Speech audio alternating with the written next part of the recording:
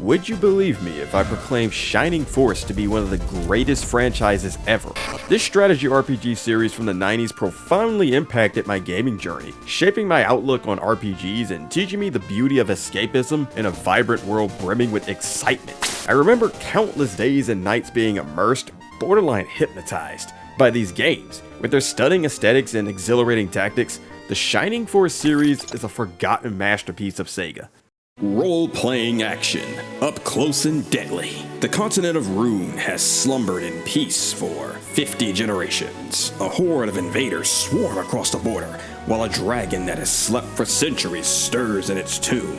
Only the king's youngest swordsman and his war party can defy the dark dragon's evil power and crush the mighty army. Control up to 10 different characters at once. They mean 12. Increase their skills and attributes through strategy, combat, and exploration. Search through 8 brilliant scenarios. Subquests and imaginative sequences make every game a new adventure.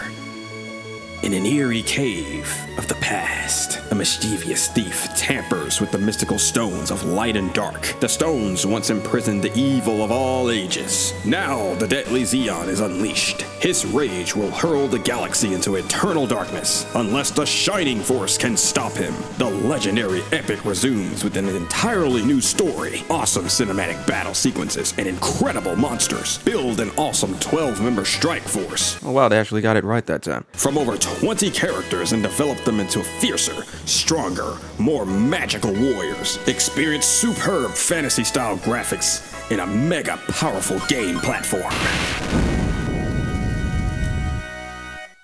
It's impossible to hide my bias for these turn-based strategy games, as Shining Force is among one of the first gaming experience I've had as a child in the 90s, and I hold it sacred. I won't waste your time with background fluff that you can just Google in 2 minutes, because all you need to know is that Camelot, the folks who developed the Golden Sun games, crafted these beautiful gems for the Sega Genesis, Game Gear, and other retro platforms before they were known for those titles. They put so much heart into this series to make a simple formula of select a character, move them, make them do a thing, and then watch them do the thing, so engaging. And the rush you get from making a good move against your AI-controlled enemy army and immediately being rewarded for it is similar to making a good move in chess. Because, yeah, Shining Force could also be seen as a board game in video game format, coupled with sweet animations to boot. Hell, the second game has a whole freaking chess battle on a chessboard with moving pieces as your enemies.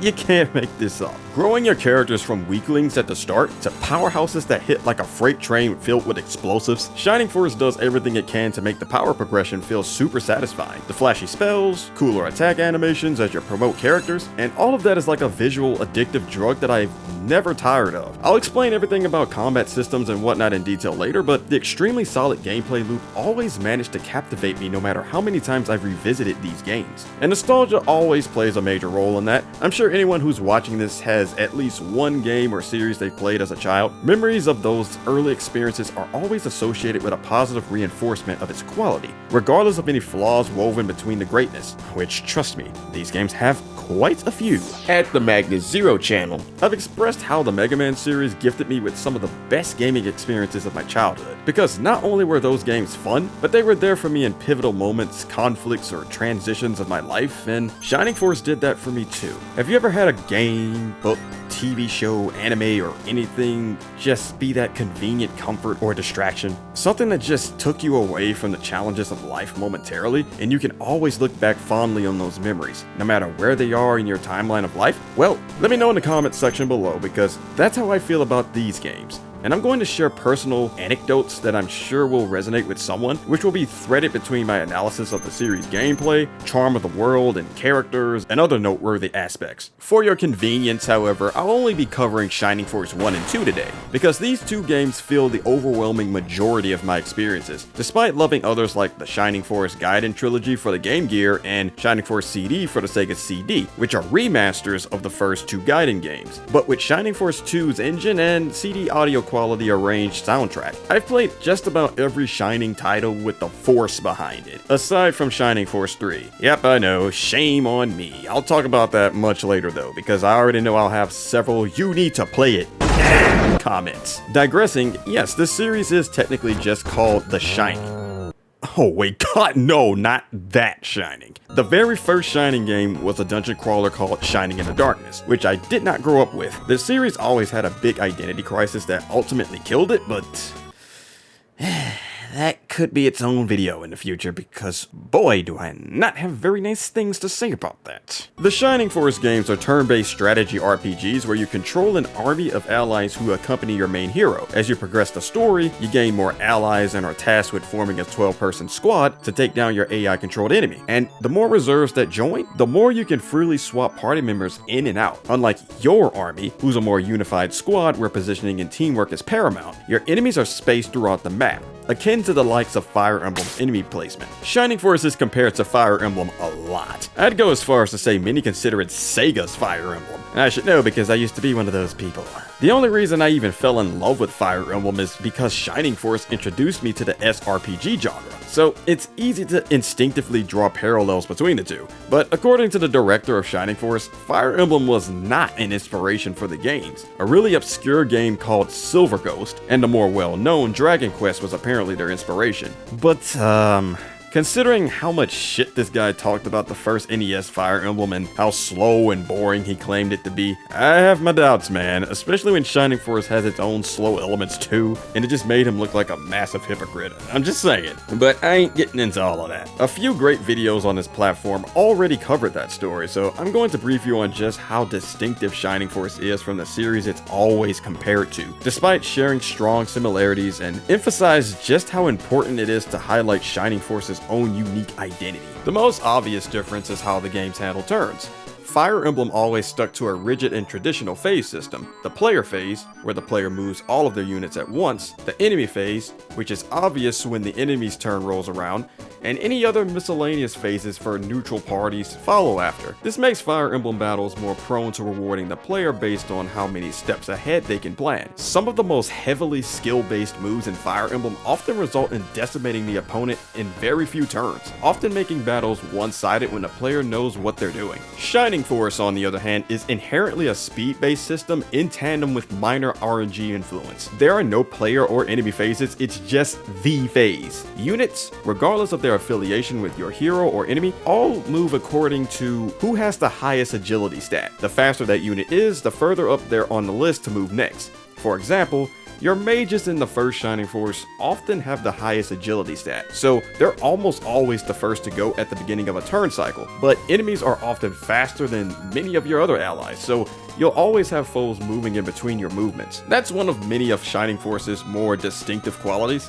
It's a chaotic, reactionary-based strategy game that forces the player to adapt to constantly changing situations, because the turn order, which is invisible for most games by the way, does not abide by the agility stat faithfully. Unless there's a massive gap in speed between units, there's always an element of RNG that causes units to outspeed each other despite being slower than the faster unit. You can have an elaborate plan already conjured up, but all it takes is one little old goblin to move faster than he's supposed to and throw a wrench right into that plan. In many aspects, Shining Force is a lot more accurate to a true battle, one where no one actually takes turns, but you're actively reacting to all the unknown elements a real fight would have. That's why when I first played Fire Emblem Path of Radiance, my official introduction to the series, I was so weirded out by why everyone was moving at once before the enemy could even do anything. I much prefer the speed-based system Shining has, as it makes me feel so damn good when I rebound from an RNG shenanigan with an on-the-fly strategy to counter the foes before they could overwhelm someone. Of course, that does lead me into the next big difference between them,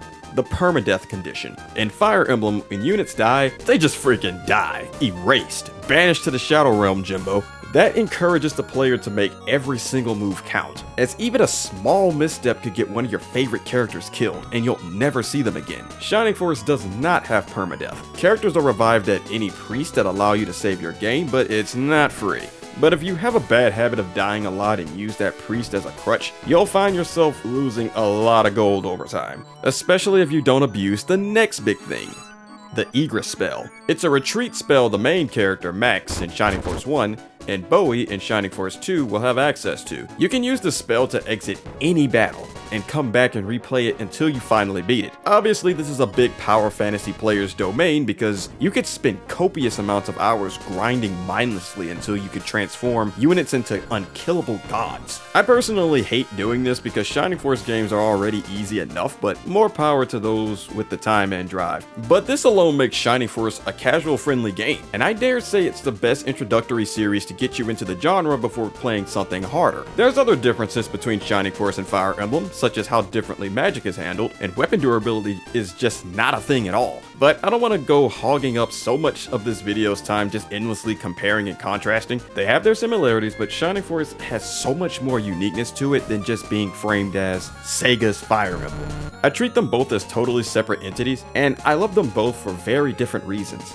But something that both Shining Force and Fire Emblem equally share are so many pleasant, personal stories and memories tied to them. The former especially because not only was it my very first strategy RPG experience, but one of my first gaming experiences ever. You see, to fully understand where I'm coming from whenever I dig deeper into the series and the gameplay and all of that stuff, you have to understand that my undying love stems from a very deep emotional attachment to these games. I discovered Shining Force at a time where I was probably the most deprived of anything I could call my own. I wasn't a poor kid by any means, but the most I had in the earliest memories of childhood were just a few action figures and Legos, and incredible bouts of lonely play days after school. With what little I had, I'd often just play with my toys either in my room, in the living room, or sometimes outside, and just left with my imagination to create my own little worlds and my little fantasies with these action figures. I was a pretty shut-in kid, though given the dangerous neighborhood my folks lived in, and by proxy, bad influences at every corner, that was sort of a blessing in disguise. And I also had to cope with watching my brothers from afar with video games. I've always been fascinated with gaming when I first laid my eyes on my brother playing Super Mario Bros. For the NES. Now that was my very first gaming experience when my brothers would rarely pass me the controller, on those once in a blue moon days where I wasn't shooed out of the room. I tried to be a good sport about it despite being kept at arm's length consistently. But on one Christmas of 1998, my 6-year-old eyes beamed with excitement as I ripped open a few presents that belonged to me. A Model 3 Sega Genesis, plus the Sonic the Hedgehog bundle, Tiny Toons Adventures, Buster's Hidden Treasure, and Shining Force. I remember hopping up and down like a rabbit on crack, ecstatically saying, "I have a game! I have games!" Yeah, the Sega Genesis was my very first video game console. Sure, it wasn't the flashy and hip PS1 with the Mega Man games I enjoyed playing on rare occasions for my brothers, but I can't describe just how special it felt to finally have games that I could call my own. And the games I got made sense. My brothers had a Model 2 Genesis, so I had a chance to play Sonic 2 before I owned it myself, and I loved it. I used to watch Tiny Toons as a kid, so that made a lot of sense on why my parents got that too. Because yeah, I didn't know that they were actually getting all of this for me. I got Miss Pac-Man 2 as a hand-me-down from my brother that Christmas too, because he didn't really like the game. But I liked to play it because I had fun playing it with my mom before. The only one that didn't make immediate sense was obviously Shining Force, because I had no idea what the hell it was. My parents didn't even know either. If I had to hazard a guess, they just assumed it sounded holy or something.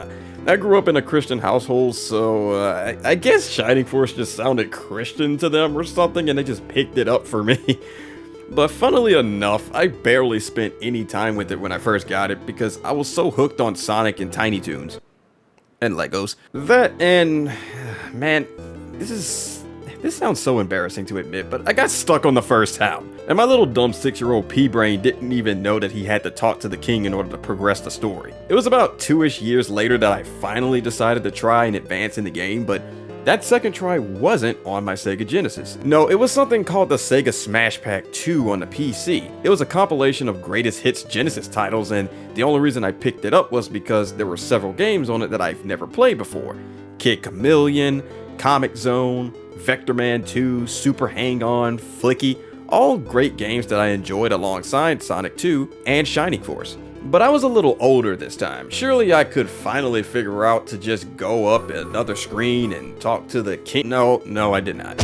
Okay, Okay, no, I did, but not right away. I think it was because I was so fixated on the other games that I didn't care to use just a tiny fraction of brain power on something that didn't give me an instant dopamine hit with high action. But since the game's aesthetic was so cartoony and vibrant enough to lure me in, something just kept telling me to put some actual effort into it. And that I did. I utilized maybe that one extra brain cell I had and finally realized, hey, those blank spots at the top aren't invisible walls.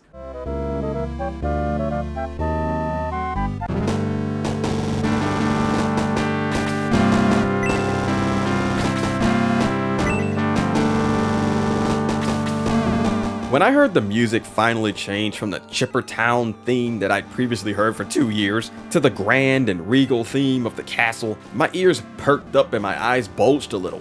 Whoa, all of this was up here? I said to myself. Even though it was just a speck in comparison to all that you can explore in the game, transitioning to a different area and having more NPCs to talk to, as well as more areas with potential goodies out of my reach, opened me up to the magnificence of wandering around without any flashy combat stimulating me. Something that just swept me away from reality and transported me into these worlds is just the beautifully composed soundtrack. The track numbers are limited, unfortunately, but the town themes, battle themes, and so much more fit incredibly well for each scene or fight they're playing in. When you're in a town or village, those peaceful, lively tunes can place you right in the moment of those locations. Some of these tunes live rent-free in my head to this day, no matter how old I get. So when I'm exploring a town or overworld, these incredible compositions augment the world that you're journeying through. Because that's a nice segue into revealing one of Shining Force's most prominent traits: the exploration aspect. This really shows that the director wasn't totally BSing about the whole "this ain't that Fire Emblem shit" thing, as this has Dragon Quest written all over it. Instead of just following the plot then moving on to the next battle, Shining Force allows the player to explore an expansive world in transit to your next destination. You can talk to NPCs to gain a larger understanding of the world or current events, or just interact with their shenanigans. Find treasure chests hidden in towns, cities, across the land, or even wander the world map and discover secrets along the way. I remember being so amazed when I found out that Tao and Henri, two of your mages, have alternate costumes for their map sprites if you find them in secret treasure chests. Purely cosmetic for them, sure, but it made finding secret stuff like that so exciting. It also provided a sense of accomplishment when you find common items or weapons in barrels, chests, or vases that can help you save money by not needing to buy them at a shop. One of the best things about replaying these games is managing your gold and knowing where every important item is located to save on coins, or the proud feeling of exercising one's ability to pay attention to subtle hints the game throws at you. Hints which point you in the right direction to discover a really cool secret that's well worth the effort. For example, in Shining Force 2, your characters get mistakenly miniaturized, so they're trapped atop a desk alongside other miniaturized NPCs. But when they're on the floor, you'll see a guy trying to pull a giant ring off the ground, but failing to even budge it. Obviously, that ring is only big because you're smaller than you're supposed to be. So what the game's trying to tell you is to search this spot in the future in front of the desk when you're normal sized again. The game rewarding you with one of the best accessories for paying attention is a marvelous way to expand upon the exploration aspect. And searching suspicious areas or holding onto certain items that don't have an immediate use teaches you patience and how to have a keen eye. Shining Force 1 has a few secret characters you can recruit. If you're doing your due diligence and searching everything in your surroundings, you'll have a samurai named Musashi and a ninja named Hanzao to join your force.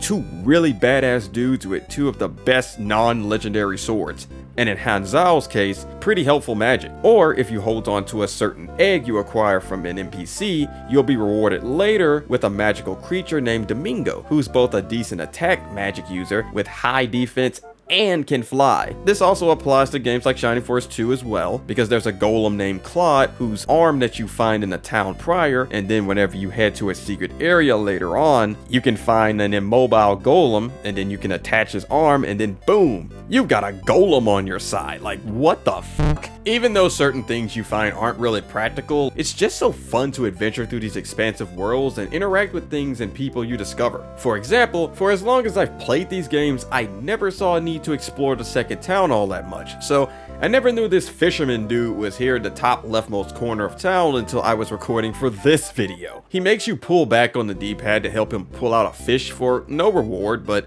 it was so cool to discover something I never knew about despite being a veteran. Just encountering a random dude fishing without a care as the world slowly descends into chaos breathes some life and realism into this world. The exploration aspect is more pronounced in Shining Force 2 though. The first game follows a chapter by chapter progression that locks you from revisiting regions that are exclusive to those chapters. Shining Force 2 did away with the chapters and everything's properly molded into a gargantuan world that the player can freely explore and even backtrack as far as the game allows them to. You can even run into skirmishes and replay battles you've already beaten, but to a limited degree per location. I can't tell you how much I've lost myself in this quirky world, especially when the game's story was clearly giving off Saturday morning cartoon vibes, with how little it took itself seriously. Shining Force's story didn't need to be deep to me, because while the people Max and Bowie met along their journey were all one note and lacked any semblance of depth, the game's abundance in its own style of humor, supplemented with its charming and fun personalities,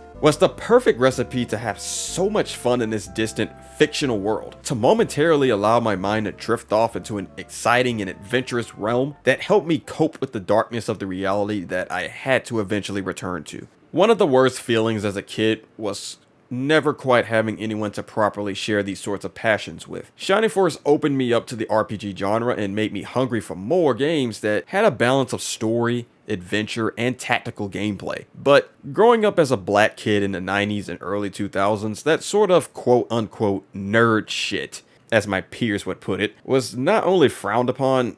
I mean, being a gamer in general in the 90s and 2000s wasn't cool, but I digress. But it just didn't fit the mold of what was expected of me from everyone around me. My environment was rough, to just mince words a bit, because I'd rather not detail the cruel reality of being a nerd in the ghettos, as well as the expectations that were associated with it. Coupled with the only consistent love I felt was from my parents and my sister, and my brothers wanted nothing to do with me unless my presence was convenient for them.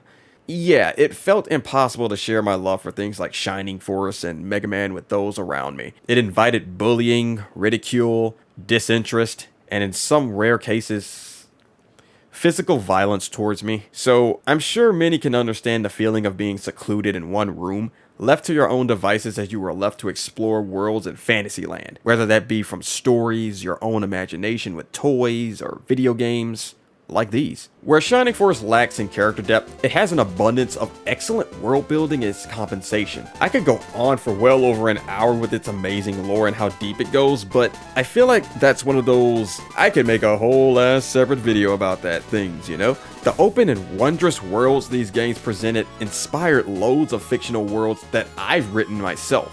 Yeah, I'd say Shining Force was the main motivation behind my love for creating brand new worlds through the fantasy genre. Fictional settings based on real life locations are cool and all, but creating something entirely from the confines of your brain is a separate type of creative expression. Being excited to move on to the next area of a Shining Force game was akin to turning to the next page in a book. An opportunity to keep exploring and potentially be wowed at what you discover next. That was the case for me when you finally left Guardiana, the first town/city of the first game. The transition was automatic at first, as your characters are sneaking their way into their destination of battle in a carriage. But when I arrived, I sat in silence as my curious eyes engrossed themselves within the sequence of events. If it wasn't the earthquake destroying half of the map making me go, whoa! It was my very first experience of battle that truly made me realize what I was getting myself into.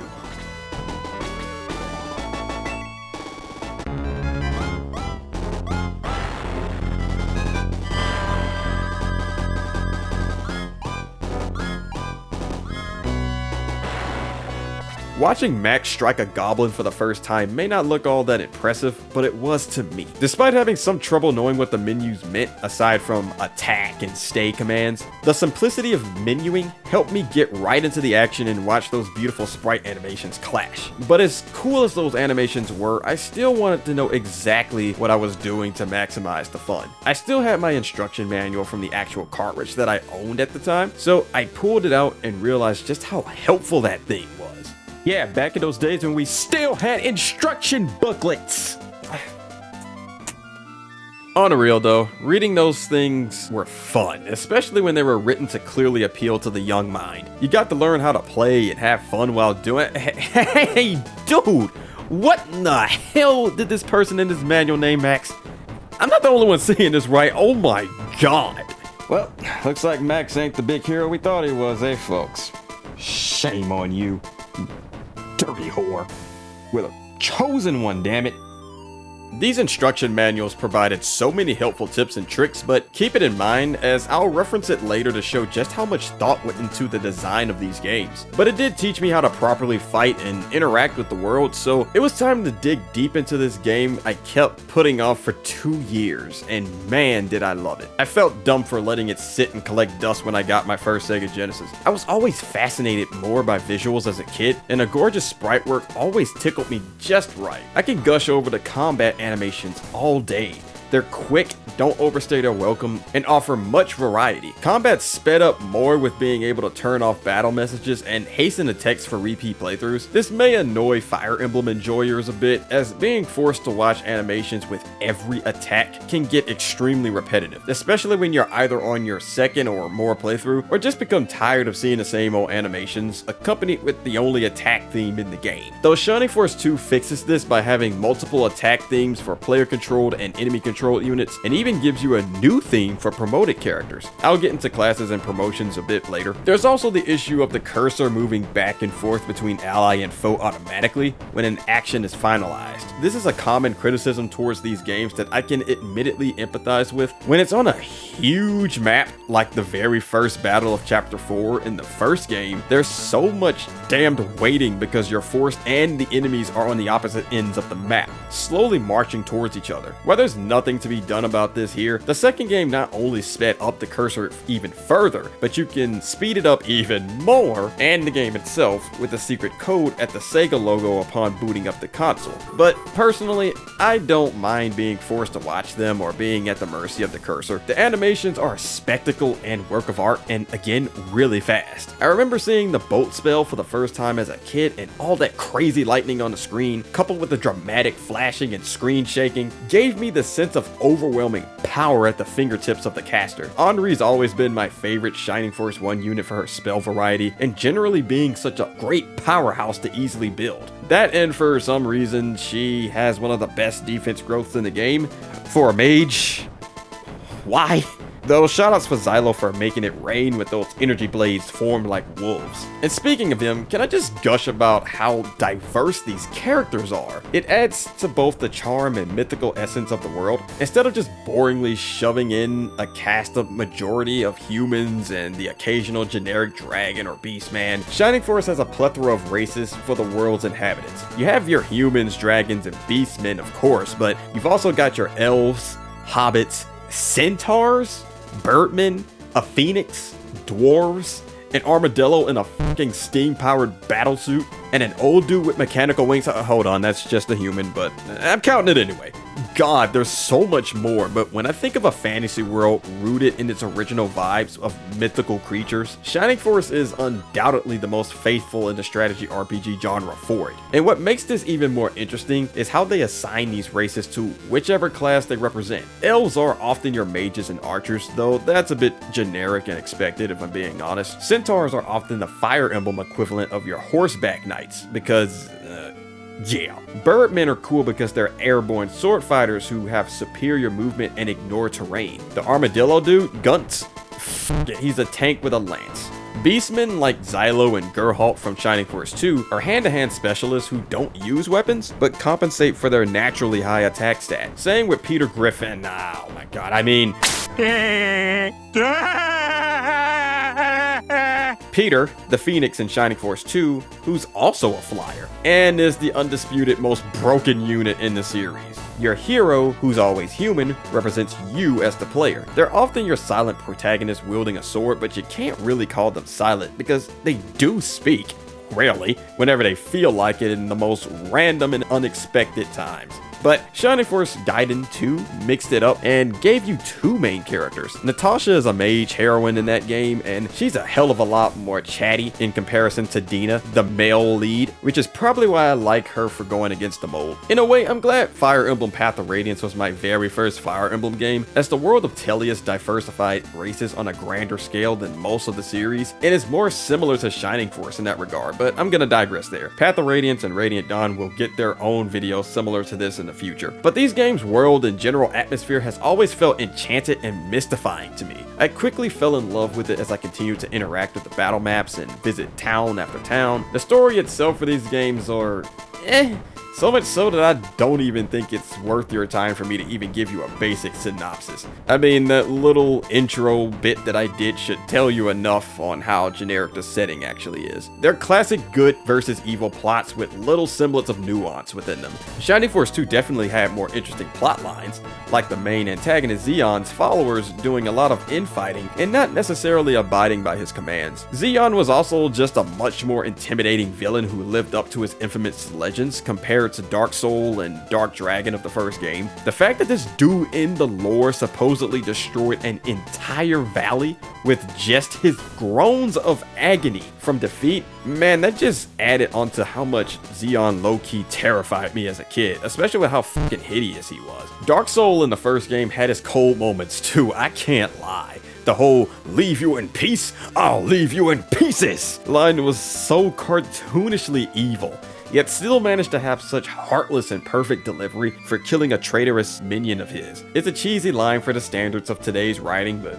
man, it's such a memorable one nonetheless. The games really shine with their world building though. What seems to be a rather generic setting in medieval times is actually a land brimming with diverse cultures, rich in history, so much richness that not all of it can even fit into the games themselves, and even introduces science fiction elements when you're later introduced to the classic ancient lost technology trope. The fact that the first game's in-game, transitioning from fighting less organic foes to more literal machines, ancient weapons, and weird amalgamations in the form of chimeras is so creative. Super weapons in the form of the laser eye in Chapter 3 makes for one of the coolest battles in SRPG period for me. Because it's a big map, but you're racing against this giant murder weapon with a laser that holds no prejudice towards what it hits. And you're desperately trying to get your lower HP units to safe spots before this giga laser murks the entire top half of the map and kills anything with less than 13 HP. Though the scary part about it is that this laser can randomly critical hit. Or how they cleverly used an overworld battle to explore spacious areas like plains, which are a pretty common area of giant climactic battles during war to take place. Because you are at war with the Runefaust army, and having an expansive field for your army and theirs to clash is so freaking epic. Quite a few players hate this particular map on Chapter 4 because of the nature of how the cursor moves back and forth between the player and enemy, because they're both on the opposite ends, but I personally find this super cool. It's built up to a big brawl, especially since this is the most coordinated you'd ever seen the enemy so far. And having a pretty cool, morally conflicted enemy general Elliot, who is a dragon swordsman by the way, is so freaking amazing with the race diversity. Clashing with you in this battle adds to the tension. Stuff like that really makes up for the two-dimensional nature of most of the characters. Despite the overall weak plot of these games though, controlling the Shining Force, defeating the big bads while leveling them up and watching them grow is a much more fascinating journey. When your characters grow in power, it really shows.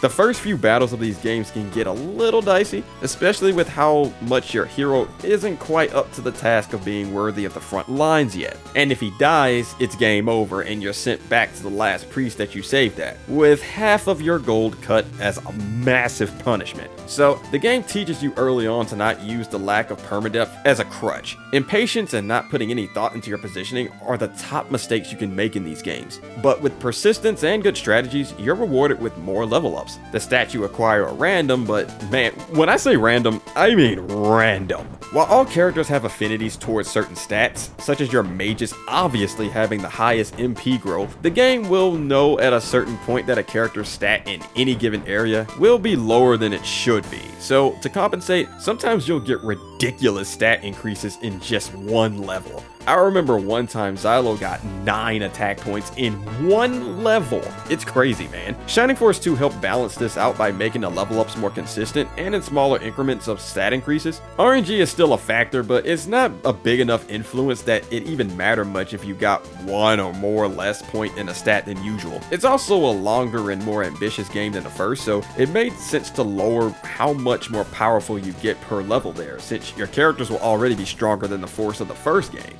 But God, seeing someone like Bowie's elven friend Sarah grow from a frail cleric whacking shit with a stick for chip damage to a well-trained master monk nearly one-shotting in-game foes with the force of a high-speed Tonka truck is incredibly satisfying. Hey, getting hit by a Tonka truck hurts, man. Shit nearly knocked me out when I got bopped upside the head with one long time ago.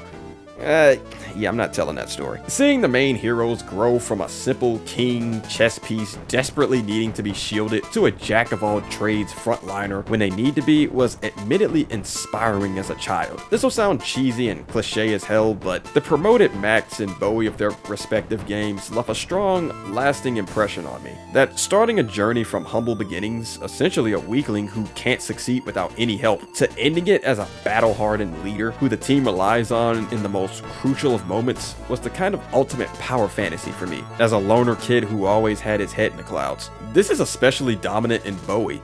I mean, just look at him as a lowly swordsman, and a geeky ass tight Peter Pan looking head ass pants ain't doing him any favors. But then, when the boy hits level 20 and is eligible for promotion, the dude gets jacked. This was definitely your average 90s nerd's wet dream, and hey, I'm all for that. It really left a lasting impression on me from when I was a kid. For as simple as it is, these trained and hardened heroes gave me a sense of, I want to be strong, dependable, and fearless like Max or Bowie. Literally everything that I wasn't in my life. My rough environment and the loneliness that accompanied it created a lot of self-esteem issues that I grew up with. So these games and what they represented truly shone a light onto me in a way.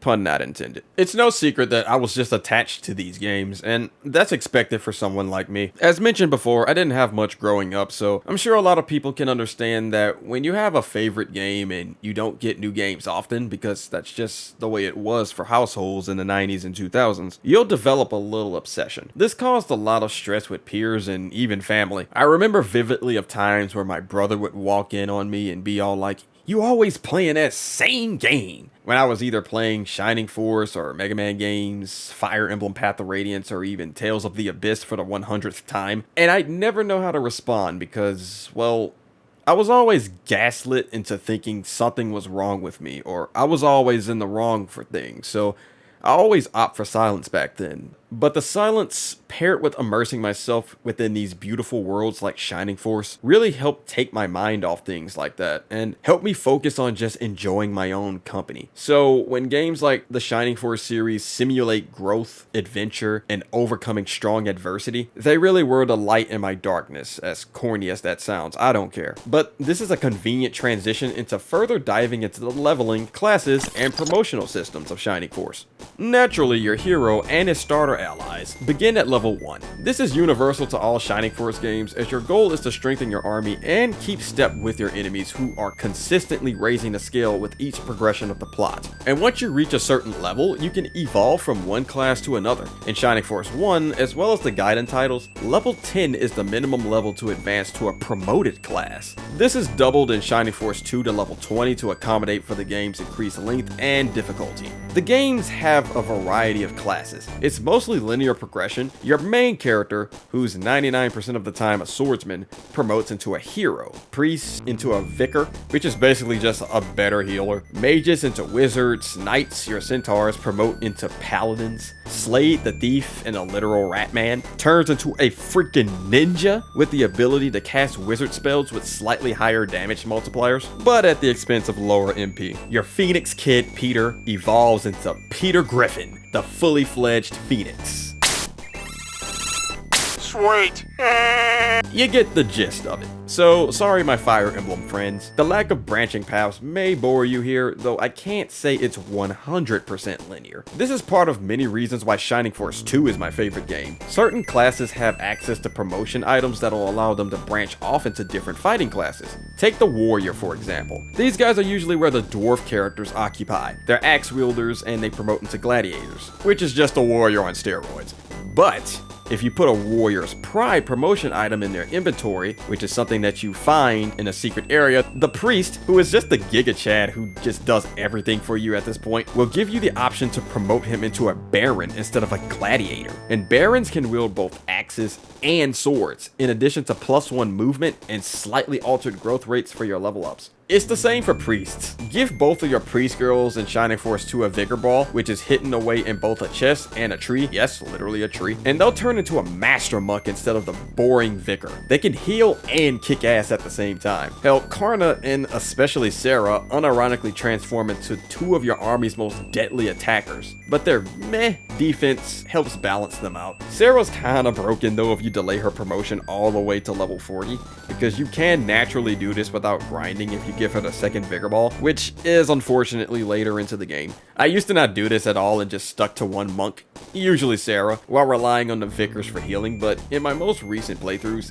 it's just freaking nuts how strong and durable Sarah is with the delayed promotion. Karna's too squishy to take full advantage of delayed promotion, and her spell acquisition speed isn't built for it, along with Vicar just giving her a lot more MP to work with. I'll explain this better later whenever I get into some things I actually don't like about these games. Sarah's just built better as an offensive Master Monk, or hell, probably the only monk that you need. But I ain't here to talk meta, I'm here to talk fun. Don't even get me started on mithril weapons. In Shining Force 2, you find these shiny rocks called mithril. Seems like useless junk that hogs your inventory slots, but if you hold on to them until endgame, you can use them to craft the best weapons in the game. Many of these special weapons are in a league of their own, especially weapons like the Gizarmi, a special magical katana that Ninja Slade can use that has a chance to instantly kill any non-boss it touches. Damn, Deathstroke, I mean Slade is so awesome. He and Master Monk Sarah are easily my most favorite units in this entire series. Holding onto your mithril is much easier with storing them in the caravan storehouse when you acquire it, which fixes a lot of issues with inventory management in the first game. All of this is why the replayability is so top notch in these games though. With so many characters in reserve, supplemented with the variety of classes, alternate promotions, support spells, and usable accessories, oh god, I'm getting to that real soon, and much more, you'll always have a different type of playthrough on each rerun if you open yourself up to different experiences. Hey, the back of the manual wasn't lying about that. Didn't want to play with Wizard Kaizen like you did in your first playthrough? Well, give him the secret book promotional item on your next playthrough and watch him summon freaking gods. Just don't want to use Kaizen at all? Well, pick Tyrant, who's got a better variety of wizard spells, like the fastest access to the busted Bolt level 4 spell. Yeah, spells also have levels. The power progression and spellcasters are some of my favorites in this game, and why Henri is especially my favorite unit in Shining Force 1. When you first get her and Tao, your first and arguably the more MP efficient of the two, their starter spells are okay. Tao and Henri get a little campfire to light up your enemy's asses, which is yeah. But once Tao reaches level 4, her blaze spell levels up from 1 to 2, and then holy shit, raining fire, and its AoE range? And when she gets Blaze up to level 4, the range is unfortunately nerfed back to single target, but now the campfire's a meteor shower that fucking decimates whatever poor sap is the target. Same for Henri, who's more power focused than Tao. She unfortunately can't evolve her Blaze beyond level 2, but instead she learns the Freeze spell, which is basically a better Blaze with extra range, but it costs more MP. And she obviously gets the Bolt spell in later levels. Though if you want a Bolt Queen in Shining Force 1, that would be Aleph, but she takes a lot more effort to train. This is the coolest part of mage spells, I swear. Planning elaborate strats to dominate groups of enemies is next level big brain, especially with how magic has 100% 100% accuracy and never misses, unlike the frankly putrid hit rates in the first game. Bolt is such a devastating spell, not because it hits like a tank, but levels 2 and 3 expand the AoE range to the largest I've seen in an SRPG. Hell, the fact that another ring you get, the Evil Ring, has Bolt level 3 built into it can be busted as hell when given to those who can use it. There's no situation that have this many enemies grouped, but spells like Bolt can massacre up to 13 foes at once, which is insane. But you see, this is what makes bosses like Michaela from Shining Force 1 and Zalbar from Shining Force 2 so damn scary, because they have access to Bolt level 2, and if you're careless with your formation, they will absolutely destroy you, especially Zalbar, because bosses in Shining Force 2 can move twice per turn cycle, and unlike Michaela, he doesn't just stand in one spot for the entire fight. And if you're playing the game without abusing Egress for power leveling and you're on the highest difficulty, killing this guy in one turn isn't exactly the easiest thing without a couple of casualties. But magic is definitely one of the most powerful tools in these games.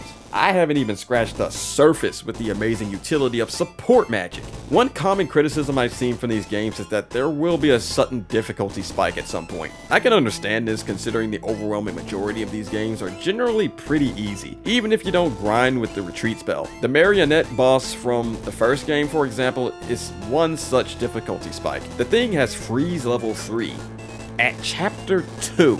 Why does this thing have an in-game level spell this damned early when there's 6 more chapters to go?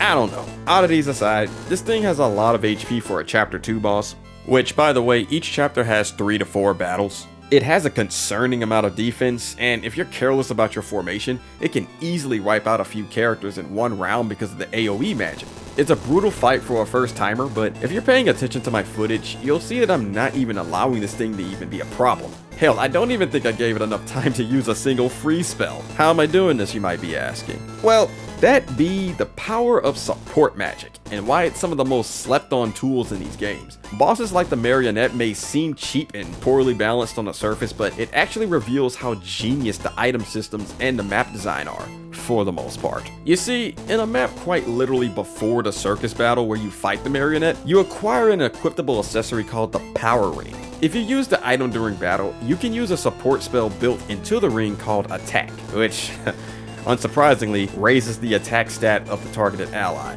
This ring was deliberately placed here to familiarize yourself with the item first. Then, when faced with the marionette, a seemingly poorly balanced super boss, you now have the option to boost the attack of your frontliners to an absurd enough level to literally murder this thing before it can even become a threat. This is also true for basically any intimidating boss with high stats and a metric shit ton of HP that far eclipses anyone in your force. This gets even scarier in Shining Force 2 because bosses can have so much HP that it overflows into another bar of HP. Or in the case of the final boss, literally 5 bars of HP for a total of 500 HP. Like, it's so much health that the game's all, man, screw this. It just made it black. I mean, even in a playthrough where you're not grinding, you'll certainly have juggernauts of your own that'll overflow into 100 HP. That's usually Bowie, Sarah, and Peter Griffin for me. And it's really satisfying to see them so powerful, but man, the bosses are just scarier. So not knowing about support spells and usable items really make them harder than they should be. But I've heard complaints about, well, the game never explained this to me. How was I supposed to know that I can use the ring? Well, the instruction manual is your friend. Let's not forget, these games were made back in the 90s, where you readily had a manual in the box just begging to be read. All retro games were like this, so it's kinda unfair to hold it to the standards of something made in 2025, when back in the day, these games didn't hold your hand by littering the screen with tutorials. An excellent instruction booklet will provide the essential tips and tricks to guide you to victory, and you can read them whenever you want instead of being spoon-fed it all at once, which would cause you to forget things. The Shining Force manuals do quite well at teaching you about the game at your own pace. Yeah, anyone playing these games today won't have easy access to a physical booklet, but these are easily accessible on Sega's own website as webbooks, for free. These games also don't treat you like you're brain dead and respect your intelligence enough to experiment. While the manual explicitly states that rings you found have various uses, it doesn't spoil what those effects are. They're meant to be a surprise when your curiosity finally peaks and you use them for the first time. You're expected to go, ooh, what's this do? and immediately try it out when you find that power ring in the chest for the first time. And when you're rewarded for your curiosity with that sweet "this character's attack has been increased by 15" message, you feel like a badass. Now, you've got a new tool to make your life easier, provided you repair the ring when it cracks, which, yeah, there's cons to this, but I'll get to that. Even if you don't have the instruction manual, it's not required, because the game does a good enough job at creating situations where you learn how to play the game by just simply paying attention and engaging in some healthy problem solving. You have the speed ring too, which can help you manipulate turn order to your favor, because it does give the equipped character +5 agility. The speed ring is truly underestimated, because you have situations like what I'm showing on screen, where I equipped my Birdman Balboroy with the ring right before I ended my turn. This let him outspeed the gargoyle on the next turn cycle before it could move, and I killed it immediately because he was juiced up from the power ring previously. And this also allowed me to go on a complete slaughter of the enemy forces at the bottom, because I knew the golems were too slow and my spellcasters could literally kill the enemy mages and priests before they could even be a problem. Support spells and knowledge of the game can make killing platoons of enemies in succession super satisfying, and makes you feel like a tactical mastermind when your off-the-cuff strategy bore fruit. I live for this type of shit. Rings are just cool, man. Power Ring especially is one of the best tools at the player's disposal. For example, the bird fighters in Shining Force 1 often get a lot of flack for how they have such low attack, and the common offense against them when someone tries to explain how flight and terrain ignore is so broken, it's always met with the same, "Yeah, well, it only matters in speed runs, they're too weak to take advantage of that in casual play." Well, while it's true that Balboroy is pretty weak on his own, that's nothing the Power Ring can't fix. It was nerfed in Shining Force 2, unfortunately, but in Shining Force 1, the wielder of the ring can self-buff themselves with the attack spell, in addition to the base +4 they gain from having it equipped. So, tell me what you think would happen to the enemies if a juiced up Balboroy flies around with little consequence.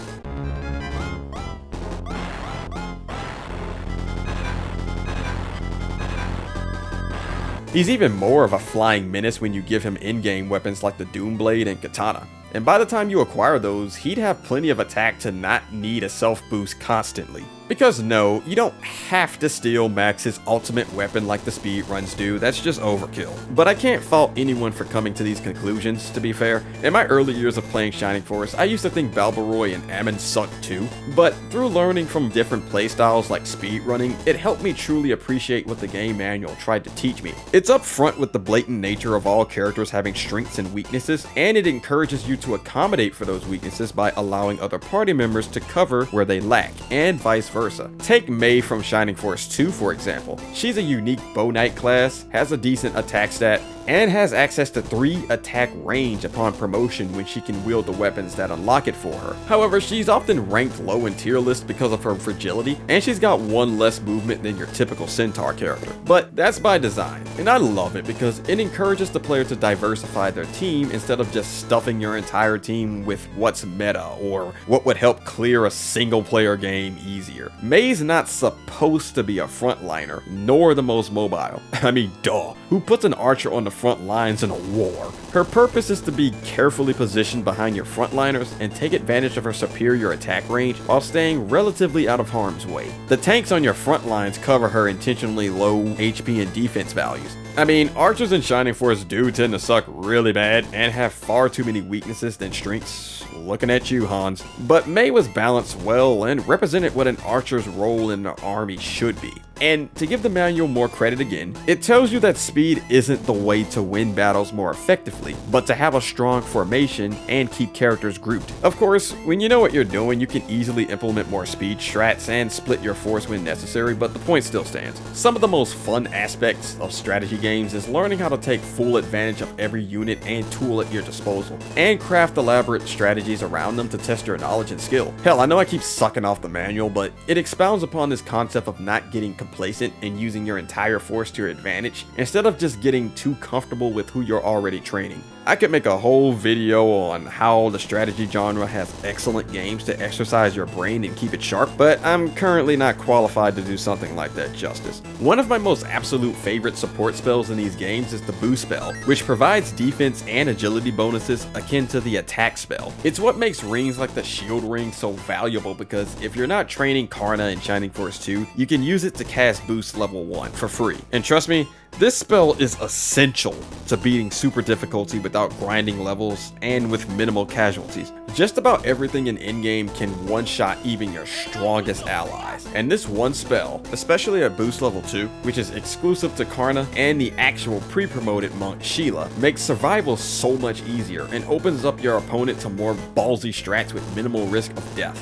Boosts allowing the player to utilize more aggressive strats instead of passively engaging in bait tactics all the time freshens the gameplay. Most people can agree that these games aren't really hard, but Shining Force 2 at least attempted to provide a challenge. The Kraken and chess battles are infamous for making players cry. There's such a crazy difficulty spike from what you're used to. I still hear horror stories of the Kraken arms and chess pieces murdering new players to this day. But due to my obsessive nature with these games that I totally don't need an intervention for, I actually figured out how the AI works for the chess battle. I don't have that kind of time today to explain it, and to be fair, the chess battle is deceptively easy because all you have to do is kill the king and you win, just like real chess.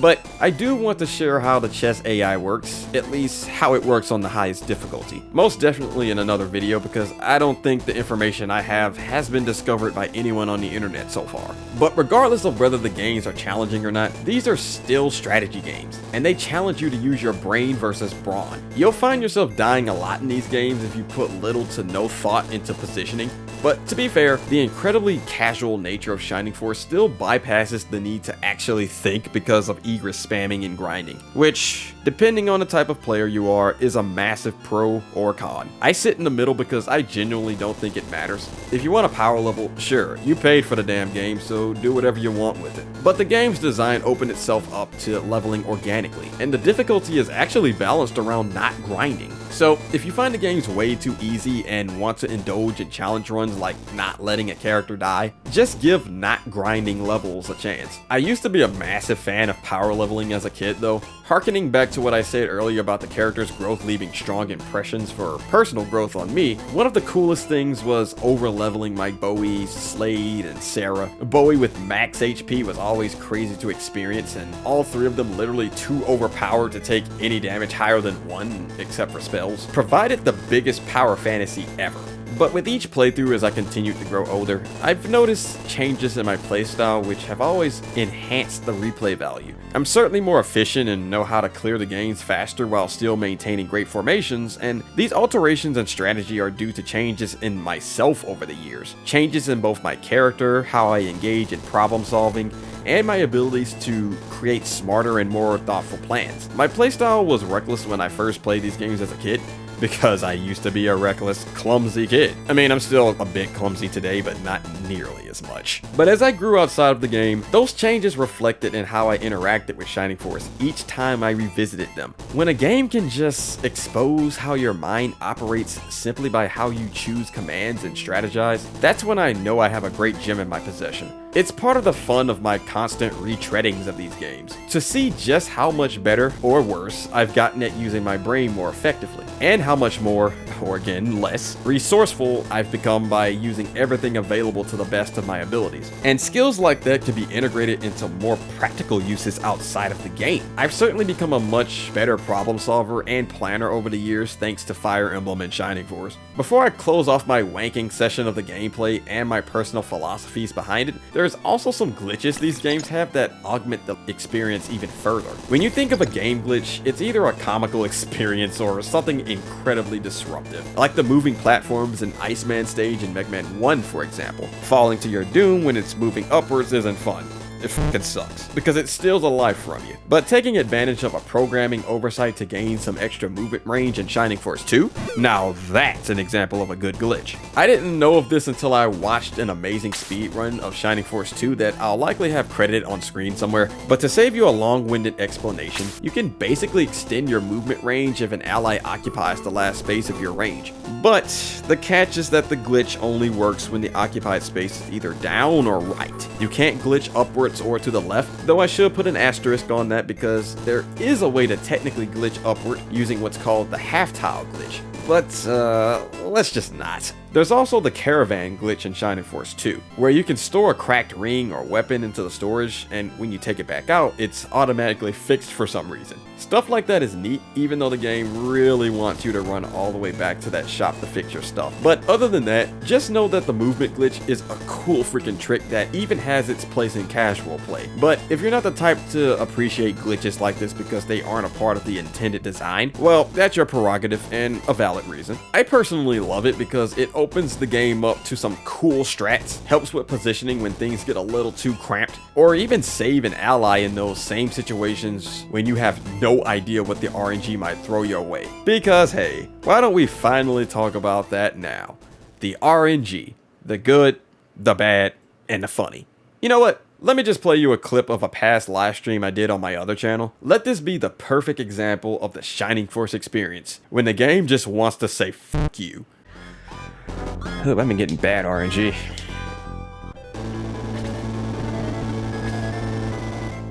Please don't crit. Ah, he did crit. What?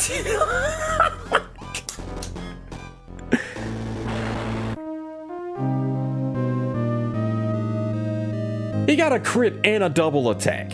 That was absolutely the worst RNG I've ever seen in this game. What? Oh, that's the thing about Shining Force. You never know exactly what's gonna happen in battles. It's part of the reason why I like it over Fire Emblem, because it's stuff like that that you just straight up cannot account for. Now I'm done, man. After I saw that, I'm done. That was fucked up. Now, depending on the type of player you are, this could either be a deal breaker or you'd appreciate how it adds to the existing concept of Shining Force playing well on the true unpredictability of a real battle. Trust me, I can get the frustration of the game throwing such a big middle finger your way with a curveball. It's a lot more punishing in Shining Force to be the subject of an RNG outcome because, 1, unlike a game such as Fire Emblem, hit rates are not very consistent. In fact, you can't even see them. And flying enemies especially are awful in Shining Force 1 because their evasion rate is much higher. Add that to enemies like the bats inflicting sleep ailment at a 25% chance, and it's difficult as shit to hit them with melee. Yeah, not a fun time. 2. Double attacks are not guaranteed and are also at the mercy of RNG. Same for counterattacks, which are only present in games from Shining Force 2 and beyond. And 3, literally no one is safe from getting RNG screwed in combat. There are certain enemies with piercing damage that ignore defense, and RNG can determine whether those attacks can double or not.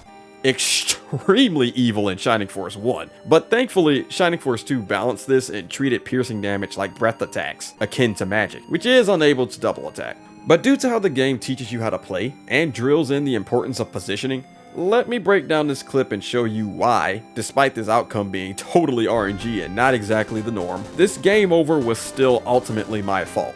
You see, the first mistake here was not positioning my allies more wisely. Remember when I said earlier that Max wasn't ready for the front lines early on? The smarter thing to do here would have been to use my allies to create a choke point on the bridge. Thus, the knights wouldn't have had any free passage to Max. After all, the AI, as dumb as it is in the first game, is programmed to prioritize killing your leader, aka your king in chess. You could have someone else bleeding out with 4 HP literally right in front of them, and they'll still gun for a full HP max if he's in range. My second mistake was not taking into account that for some reason, Rune Knights are prone to double and critical attacks more often than normal enemies. I don't have data to back this up, so I could be wrong on that. It's just that throughout all of my playthroughs, these fuckers always crit and double way more than the average enemy unit. So just trusting the RNG to grace me was a big mistake on its own. Plus, I was live streaming at the time, so I don't really focus too well when under the pressure of playing live in front of other people. Still, as bullshit as that outcome was, I opened myself up to it, and I've got no one to blame but myself.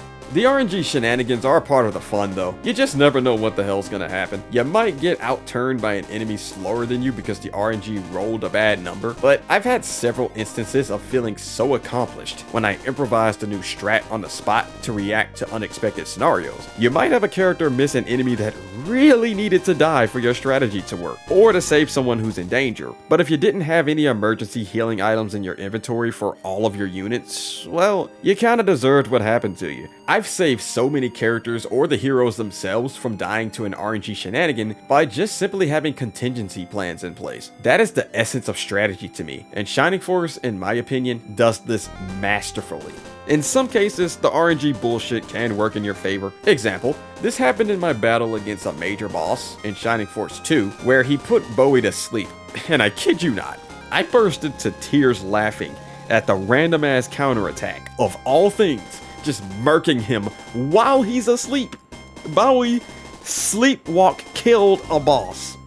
How? An ailment that renders a unit immobile. It was such a silly exchange, and this type of hilarity gives me life, man. And to add the cherry on top, there's battle saving in these games. All of them. If you quit mid-battle, it'll act as a quick save of sorts. A bookmark for the Fire Emblem fans here. Once you reset or come back to it later, you'll pick right back up where you last selected quit. You can evade so many shenanigans and re-roll the RNG to a limited degree if you suspect some shenanigans are coming. But battle saving in general really helps soften the blow, and I can tell this was intentional by design to help newcomers. You can also use battle saving to avoid having items like your power ring from cracking during battle, because that also has a 20%-ish chance of cracking. I could be wrong on that percentage. When items crack, they'll be lost forever if you use them again after the only warning the games give you. You have to take them back to the shop, but battle saving can not only save you money, because certain items like the white ring are fucking expensive to repair, or just avoid your items or usable weapons from breaking altogether by re-rolling the RNG after a battle save.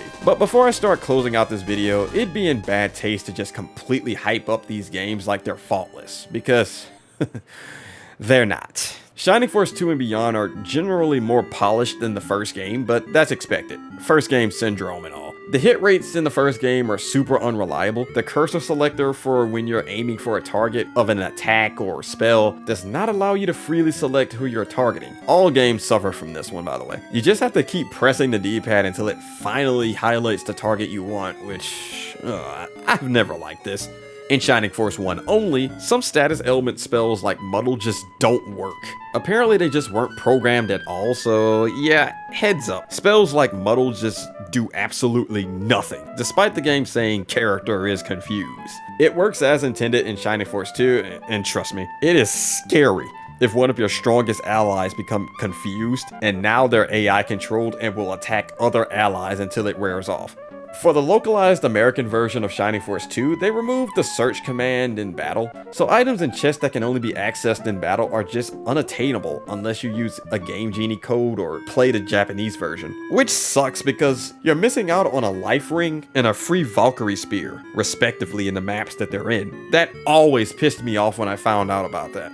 The music, while amazing, has the issue of just not looping properly and restarts the map thing after every battle animation concludes. The repetition is what causes many people to miss out on how incredible these soundtracks are. It's some of the most memorable the Genesis had to offer. I love the battle theme that plays in the 4th battle of Chapter 1 in Shining Force 1, and plays in several other intense maps. And the final map themes are still some of the hypest shit I've ever heard in a video game. But god, it sucks to not be able to hear all of them loop properly after they've been interrupted by the battle sequences.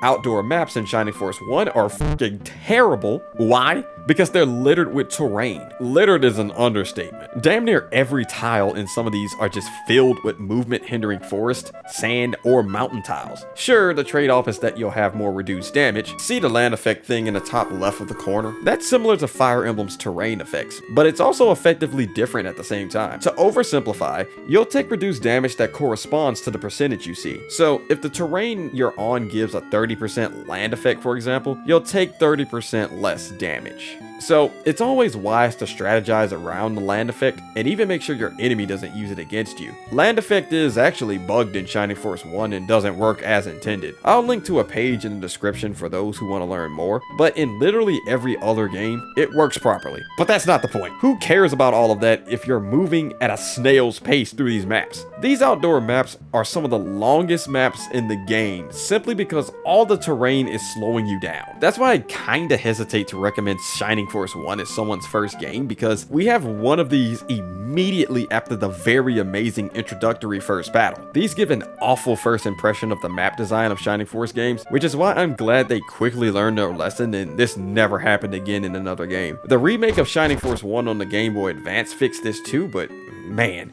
I really want to make a video exclusively about that remake. It's so good despite some of its weird qualities, but regardless, please be a little patient after the first battle. I swear this terrible second map is just one out of about 5 other awful maps. 90% of the game's maps are solid.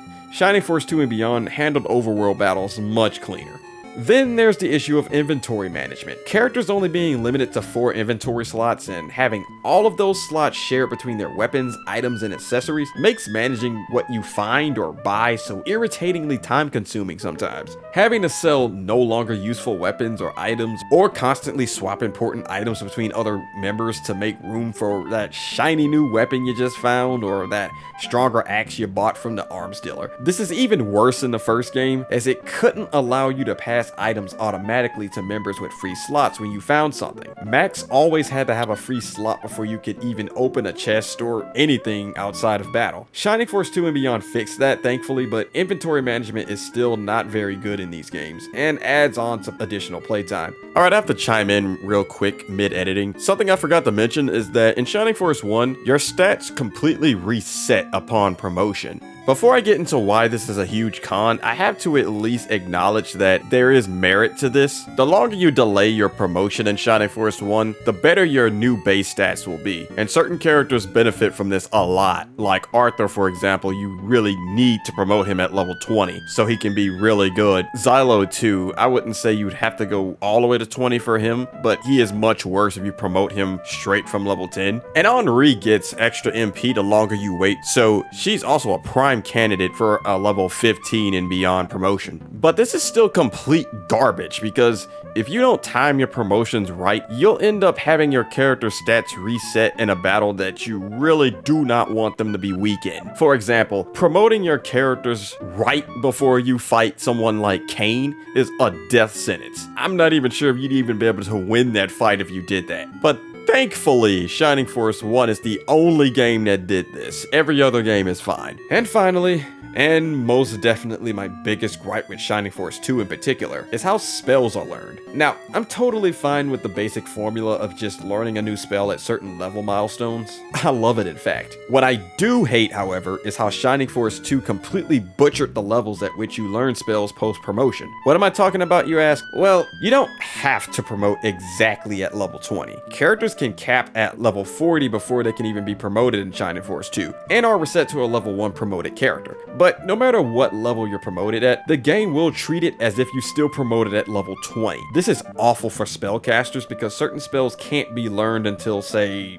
level 30-ish or level 40-ish. And the learned spell chronology follows your total level with both unpromoted and promoted levels combined. Example, Sarah learns heal level 4 at level 40 exactly. If you promoted her at level 30, well, tough shit, you just lost 10 levels of progress towards heal 4 because the game just reset your total level to 20 behind the scenes. That's why it's encouraged to not delay your spellcaster's promotions and do it immediately at 20. Bowie and Slade included since they learn spells. This shit really hurts Karna, as in a typical playthrough of leveling organically, she'll never learn Aura level 3 or 4 as a level 40 promoted Master Monk, which are the best healing spells in the game, but they're learned at level 55 and 60, Jesus Christ. And remember, the game doesn't allow you to level beyond 40 when you're unpromoted, so you can't even account for that. I will always hate this, no matter how much I love this game. That's why Sarah's the much better candidate for the late game Vigor Ball, because she learns all her best spells by level 40 anyway, and Detox level 4 is like useless as fuck. There's more annoying stuff about these games, such as the terrible localization of the first game and how it butchered both the narrative and the story itself, like not revealing what Kane's real connection to the main character was. The Game Boy Advance remake fixed this and generally tells a much better story accurately, but so many of Shining Force's pros outweigh the cons. I've mostly gushed so much about the gameplay in this video that I glossed over just the pure, whimsical, and lighthearted nature of these games' worlds. Part of what makes me love these games so much is how downright silly they can be sometimes. Loads of dialogue exchanges between NPCs or lighthearted interactions between allies were clearly written to get a chuckle out of the player. Instead of just breaking down some of my funniest moments in painfully long detail, I'm just gonna shotgun some of my favorite moments for the next few minutes before I conclude that I just can't ignore them, man. The first one, the Mage College of Mount Arena that Henri studied in before joining the Shining Force. This is home to some of the most hilarious moments in Shining Force. Like when one of the mages was conducting an experiment to summon and manifest a creature of his worst nightmares right in front of him. And all he did was summon his wife. Seeing her spin in and strike fear into him was such a great punchline. Wait, are those bird titties? Or how f***ed up this female mage is for turning people into chickens as an experiment. Then have the gall to say, oh, if I can change humans into hens, we won't ever have to worry about food. What? Now I'm feeling super uncomfortable running around this place after being turned into a hen. And Arthur going, what's up, hen? When you talk to him like this, just kills me. Oh man, and how can I forget about the girl and the chicken? This kid is running around in circles chasing the thing, and I always used to just jump in front of her and follow the chicken. Why? Because it's stupid. And stupid is funny. The mental image of this playing out as a cutscene always cuts me up too. I'm just imagining Max pushing the girl out of the way and being all like, get the f*** out of the way, it's my turn. And then there's this guy in the corner of Gollum in Shining Force 2. I like trees! Okay.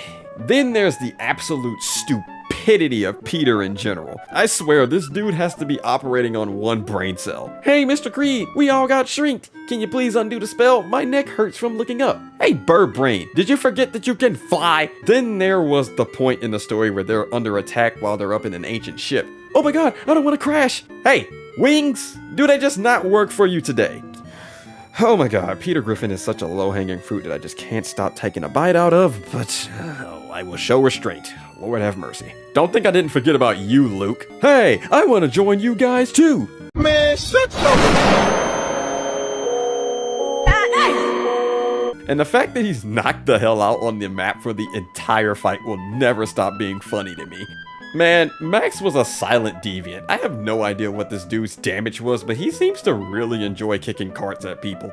I found it incredibly clever that they used Max getting pushed into a pond from an angry villager to gain access to an out-of-reach treasure chest. But it's equally screwed up that this lady would resort to potentially killing a guy over splashing mud over her dress. Because what if he couldn't swim? Oh, damn.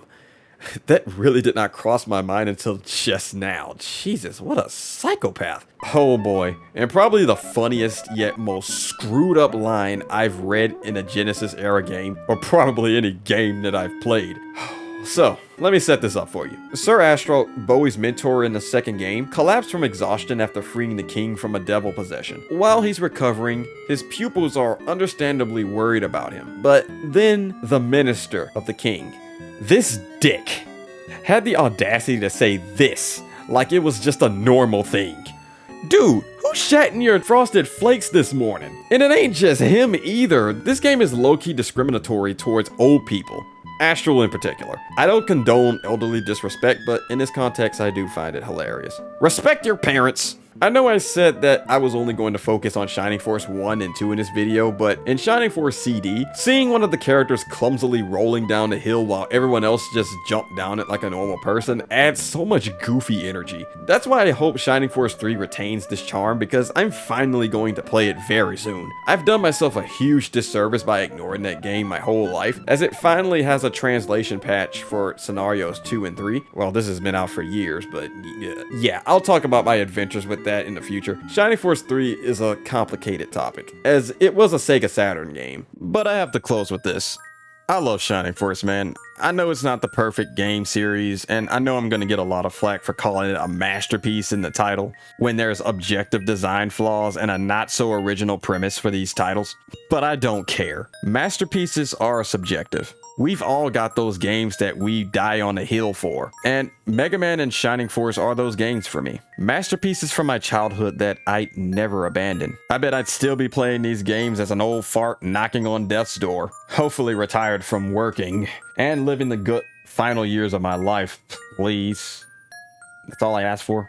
Shining Force always takes me back to a time where I really didn't have much, just me, a quiet room with some toys and games, and all the space to allow my vivid imagination to run rampant without being subject to ridicule or judgment from the insensitive. These beautiful works of art with their amazing graphics for the time, the catchy music, insane replay value, and a myriad of other praises are near and dear to my heart. It's a shame that Sega forgot all about these masterpieces they've allowed Camelot to develop, and even more tragic that the fandom itself dwindles in activity as years goes on. But can you blame us? Shining Force has been dead in the water ever since Shining Force 3, and only the speedrunning communities are active at this point. Shining Force 3 was the last time we ever got a proper SRPG in the series.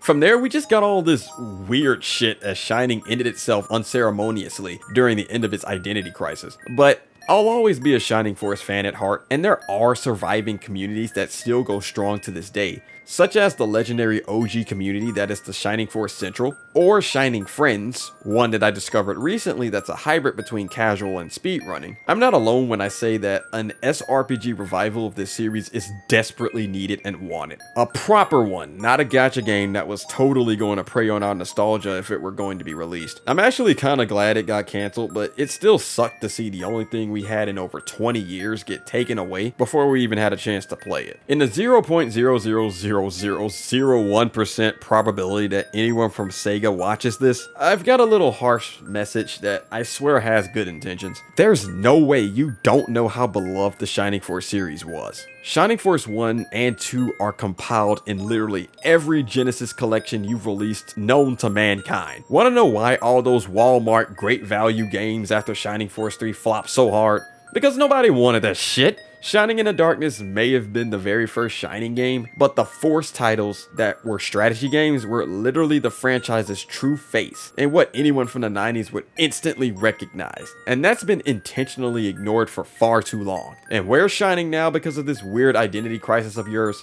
Dead. Not a new game at all since 2014, and not a proper SRPG since 1997. To harken back to something I said near the start of all this, I will eventually have a video diving into Shining's identity crisis, but it's a huge tragedy that this franchise did not end gracefully. I'm of the mind that not every legacy game needs a modern revival that spans multiple games, especially if its quality aged well, but Shining did not deserve to go out the way it did. I really want to petition a return to form for the actual Force games, for a truly marvelous modern take on a proper Force title that's faithful to its golden age of the Sega Genesis era. Something to give Shining the closure it deserved. Fire Emblem's literally right over there. Go steal some of their ideas or something, I don't know, and get a good character writer too while you're at it. The fact that Camelot themselves, to this very day, under whatever new name they go by now, I forgot, I don't even know if they're still Camelot, said that they'd love to make a Shining Force 4, but that's entirely up to Sega, not them. Since this is a really old and obscure series by today's standards, I already expect this video to not do any decent numbers for the algorithm for it to spread, but this video is important to me. Not only to share my probably unhealthy obsession with this series, but to rally the remnants of the fans for this series to stand with me in honoring this series, and even create new fans by heavily recommending them to give these games an honest shot. Sure, some aspects of Shining Force haven't aged too gracefully, and I'm fully self-aware enough to know that much of what I consider a masterpiece about Shining Force is rooted in nostalgia. But the fact that so many people share this passion like I do, but simply don't have the voice to express it, at least tells me that